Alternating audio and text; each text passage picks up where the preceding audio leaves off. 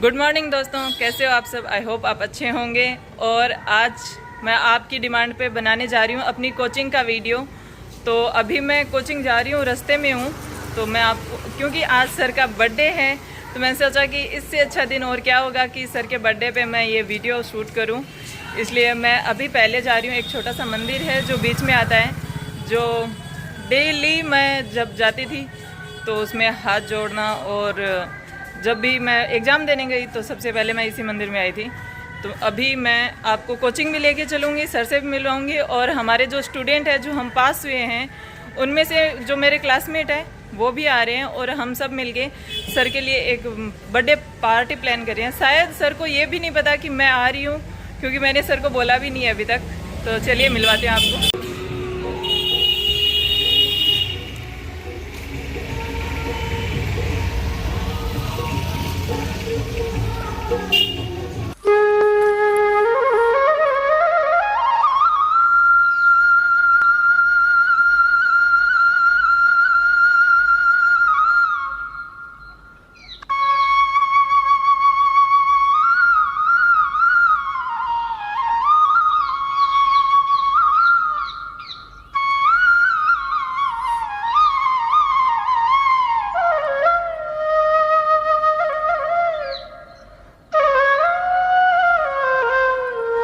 मंदिर में जाके आ गई और अभी चलते हैं कोचिंग।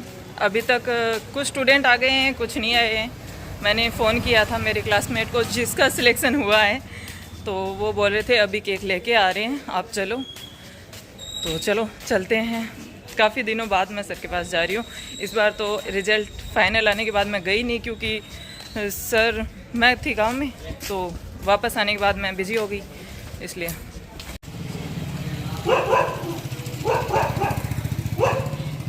तो दोस्तों, आज मैं आई हूँ अपनी कोचिंग। तो अभी मैं आपको मिलवाती हूँ अपने सर से, क्योंकि आप लोग काफ़ी दिन से बोल रहे थे कि अपने सर से नहीं मिलवाती हो, कोचिंग नहीं दिखाती हो, स्टेनो के बारे में आपको जानकारी चाहिए थी। तो वही सब मैं आपको इस वीडियो में बताने वाली हूँ। तो सबसे पहले मिलिए मेरे सर से, और कोचिंग के बारे में, ये कब से क्या है कोचिंग, उसकी प्रॉपर जानकारी आपको सर ही देंगे। बताइए सर। नमस्कार दोस्तों, मैं Sumit Sharma steno and typing institute, हल्दियों का रास्ता, जौहरी बाजार, जयपुर का एक हिस्सा होने के नाते अपने आप को सौभाग्यशाली मानता हूँ। सबसे पहले मैं उन सभी विद्यार्थियों को तहे दिल से शुभकामनाएं देना चाहता हूँ जिन्होंने इंस्टीट्यूट के मार्गदर्शन में कड़ी मेहनत से स्टेनोग्राफर भर्ती में सफलता अर्जित की है। इसका एक हिस्सा सरोज भी है। Thank you sir.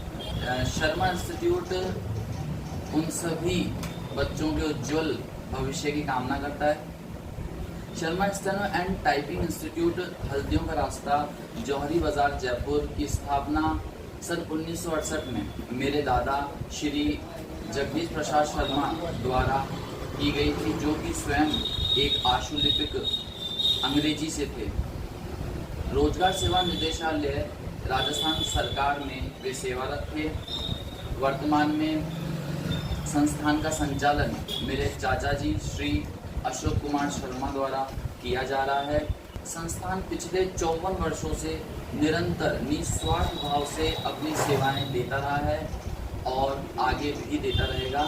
संस्थान से ज्ञान अर्जित कर अनेक विद्यार्थी जो कि केंद्र सरकार और राज्य सरकार में अपनी सेवाएं मुहैया करवा रहे हैं और संस्थान का नाम रोशन कर रहे हैं। शर्मा इंस्टीट्यूट जयपुर द्वारा प्रतियोगी परीक्षाओं की विभिन्न कोर्सों की तैयारी करवाई जाती है, जैसे कि हिंदी स्टेनो, अंग्रेजी स्टेनो, हिंदी इंग्लिश टाइपिंग इत्यादि। संस्थान की एक शाखा झोटवाड़ा जयपुर में भी स्थित है, जो कि अभी संचालित है। अपने शब्दों को यहीं विराम देते हुए मैं सरोज से आग्रह करना चाहता हूँ कि वे संस्थान से जुड़े अपने अनुभव आप सभी के साथ साझा करें। शुक्रिया। सो थैंक यू सर, अपना कोचिंग के बारे में हमें नॉलेज देने के लिए। और मेरी कोचिंग का जो एक्सपीरियंस रहा है वो बहुत ही अच्छा रहा है। कोचिंग का सबसे पहला तो यहाँ का माहौल बहुत अच्छा है, बिल्कुल परिवार के जैसा लगता है। ऐसा बिल्कुल नहीं है कि हम कहीं आ गए हैं और हमें बंद करके कहीं पढ़ाया जा रहा है, बिल्कुल नहीं है। एकदम आराम से सिखाया जाता है सब कुछ। और यहाँ पे सेकंड जो बात है वो पढ़ाई के लिए बिल्कुल ऐसे नहीं है कि हम पढ़ाई को इग्नोर करते हैं, हंसी मजाक चलता है, ऐसा बिल्कुल नहीं है। पढ़ाई के टाइम सिर्फ और सिर्फ पढ़ाई होती है। सुबह 7 बजे से लेके 11-12 जब तक बैच चलता है तब तक ओनली ऑन पढ़ाई चलती है। और एक बात वो जो मुझे पर्सनली काफी अच्छी लगती है कि सर ने कभी भी हमें मना नहीं किया है कि हम जैसे फीस 1 घंटे की होती है, कोचिंग हर जगह 1 घंटे की होती है कि 1 घंटे कोचिंग चलेगी, 2 घंटे चलेगी, लेकिन हम सुबह 7 बजे आते और जितनी देर हमारा मन करता है कि हम आगे के बैच के साथ भी पढ़ाई करेंगे, क्योंकि डिक्टेशन चलती रहती है तो हमें आगे की डिक्टेशन भी लेनी है। उसके हिसाब से हमने अपने हिसाब से पढ़ाई की है। 2 घंटे करो, 4 घंटे करो, सर ने कभी ऐसे मना नहीं किया कि आपने 1 घंटे का बोला है तो आप 1 घंटे ही रुकोगे, ऐसा बिल्कुल भी नहीं है। जितना आपकी मर्जी है पढ़ने का उतना आप पढ़ सकते हो। सर का नेचर है वो काफी सपोर्टिव है। जैसे यहाँ पे कोचिंग में स्टार्टिंग में क्या है, किसी को इतना इजी से समझ में नहीं आता है क्योंकि ये स्टेनो अलग लैंग्वेज हो गई, तो उसकी वजह से सर को हमें बार बार पूछना पड़ता है। तो कभी ऐसा नहीं है कि हमें कोई प्रॉब्लम आई हो। और घर पे भी अगर हमें कुछ समझ में नहीं आया है, शॉर्ट शब्द हमें याद नहीं है, वैसे हम लिखते हैं लेकिन फिर भी कुछ शब्द ऐसे होते हैं जो याद नहीं रहते हैं, समझ में नहीं आता है कि उनको कैसे बनाया जाता है, तो वो हमें सर चाहे कोई भी टाइम हो, हमें सर ने फोन पे सपोर्ट किया है, फोन पे हमें बताया है, कभी भी कोई इशू नहीं आया है। जब भी हम स्टेनो सीखना स्टार्ट करते हैं तो काफी बच्चे हमें अभी मैसेज भी कर रहे हैं यूट्यूब पे भी कि हमने सीखना स्टार्ट किया था लेकिन बीच में छोड़ देते हैं। और ये मेरे साथ भी हुआ है। जब मैंने स्टार्टिंग में सीखना स्टार्ट किया था तब मुझे भी ऐसे हुआ था कि कितनी डिफिकल्ट है, और सबको होता है क्योंकि ये एक अलग लैंग्वेज है और ये थोड़ी डिफिकल्ट है भी सीखते टाइम। लेकिन सर ने हमेशा से सपोर्ट किया है, हमेशा हमें मोटिवेट करते रहते हैं कि नहीं आप कर सकते हो। वो एक माइंड में होता है ना कि मोटिवेशन हमें उस टाइम मिल जाए तो हम उसको कर सकते हैं, और वही मेरे साथ हुआ। जब भी मैं डीमोटिवेट हुई तब मुझे सर ने समझाया कि नहीं सरोज तुम कर सकती हो, और आज उसी का नतीजा है। और मैं अपना श्रेय सर को ही देती हूँ कि सर ने इतना अच्छे से मुझे पढ़ाया है कि आज मैं स्टेनोग्राफर बन पाई हूँ। तो thank you so much sir, आपने मुझे इतने अच्छे से पढ़ाया है। और सबको ही हमारे कोचिंग से हम 5 स्टूडेंट हैं वो पास हुए हैं, तो सब भी ऐसे ही है कि सर ने काफ़ी अच्छे से उनको सिखाया है। तो अभी सुबह के 7 बज रहे हैं और बच्चे अभी आने वाले हैं, तो मैं आपको वो भी आगे दिखाऊंगी कि यहाँ पे कैसा माहौल रहता है। अभी तो हम अकेले बैठे हैं क्योंकि अभी स्टूडेंट आए नहीं हैं, तो अभी आप देखिए कि यहाँ पे क्लासेस कैसे चलती है, कितने स्टूडेंट आते हैं, क्योंकि अभी इतनी वैकेंसी आई हुई नहीं है, उसकी वजह से स्टूडेंट कम है। बाकी स्टूडेंट ऐसे पूरा फुल भरा हुआ रहता है क्योंकि स्टूडेंट काफ़ी हैं यहाँ पे। अभी कोचिंग में सब स्टूडेंट आए हुए हैं, बैच स्टार्ट है, तो सर अभी इनको देंगे डिक्टेशन, कैसे देते हैं और उसको कैसे रीड करते हैं वो अभी मैं आपको दिखाती हूँ।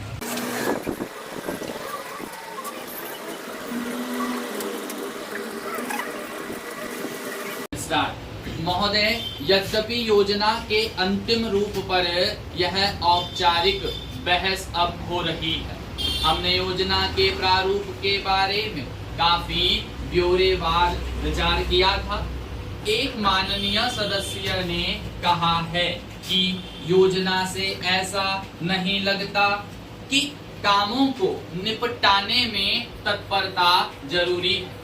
मैं समझती हूँ कि योजना के प्रारूप के अंतर है, हमने तात्कालिकता पर जोर दिया है, जिसका प्रमाण यह है कि उसमें आज की प्रमुख समस्याओं की पहचान की गई है, जैसे बेरोजगारी या क्षेत्रीय असंतुलन अथवा अन्य ऐसी ही बातें। इनमें से कुछ समस्याओं के समाधान में कोई विलंब नहीं होना चाहिए। पैरा सभापति महोदय, कुछ परिस्थितियां यद्यपि योजना के अंतिम रूप से यह औपचारिक बहस अब हो रही है, हमने योजना के प्रारूप के बारे में ब्यौरेवार विचार किया था। एक माननीय सदस्य ने कहा कि योजना से ऐसे नहीं लगता कि कामों को निपटाने में तत्परता जरूरी है। मैं समझती हूँ कि योजना के प्रारूप के बारे में और उसके अंतिम प्रारूप के बारे में यही अंतर है। क्या है जिसका परिणाम यह है कि आज की प्रमुख समस्याओं का आज की प्रमुख समस्या रोजगारी या क्षेत्रीय असंतुलन अथवा अन्य ऐसी ही बातें, उनमें कुछ ऐसी समस्याओं का समाधान में कोई विलंब नहीं होना चाहिए। पैरा बोलना पहले। पैरा सभापति महोदय, कुछ परिस्थितियां ऐसी होती है जिनमें हमें काम करना होता है। गुरु जी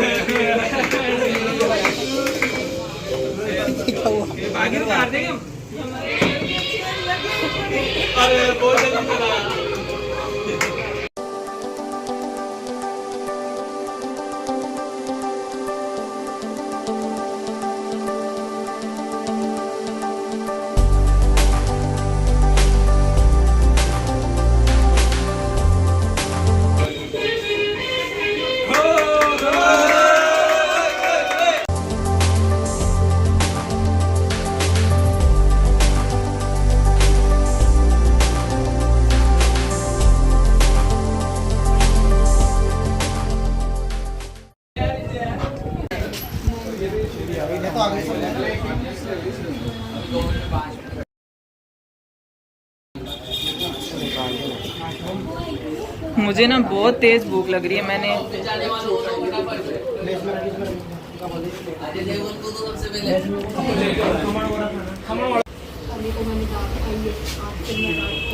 मिल्क केक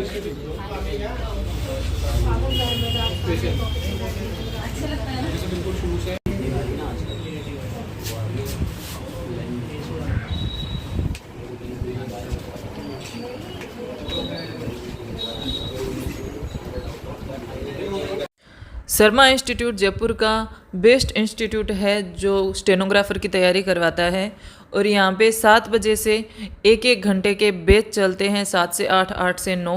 तो जो भी टाइम आपके लिए सूटेबल हो उस टाइम में आप स्टेनोग्राफर की कोचिंग कर सकते हो। ये गिफ्ट मेरी और हेमराज की तरफ से सर को बर्थडे गिफ्ट है। बहुत बहुत धन्यवाद आप दोनों का। Happy birthday sir. और आप सभी का बहुत बहुत धन्यवाद। अनबॉक्सिंग करो।